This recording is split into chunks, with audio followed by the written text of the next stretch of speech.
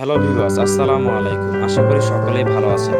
আমি নোমান আপনাদের সামনে একটি নতুন ভিডিও নিয়ে চলে আসলাম।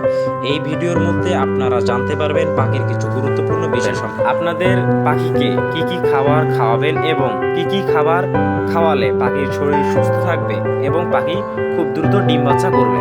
তাহলে আসুন জেনে নেই।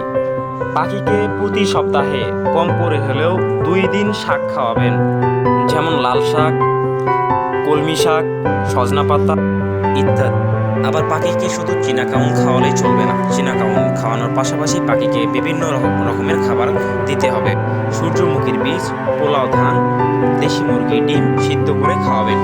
আসুন জেনে নেই পাখি ডিম দিলে পাখিকে কী কী খাবার খাওয়াবেন, যেমন ক্যালপ্লেক্স, জিঙ্ক পানির সাথে মিশ্রণ করে খাওয়াবেন। এতে করে ডিম নষ্ট হবে না, পাখির বাচ্চা সুস্থ থাকবে এবং পাখির ডিম বড় হবে। এবার আসুন জেনে নেই পাখিকে কি কি ফল খাওয়াবেন, যেমন পেয়ারা, আপেল, কমলা, এইসব ফল খাওয়াবেন। তবে কিছু লক্ষণীয় বিষয় হচ্ছে আপেলের বীজ আলাদা করে দেবেন, কেননা যদি পাখি আপেলের বীজ খেয়ে ফেলে সেক্ষেত্রে পাখি মারা যেতে পারে। পাখিকে ফল দেওয়ার আগে এই বিষয়টি লক্ষ্য রাখবেন।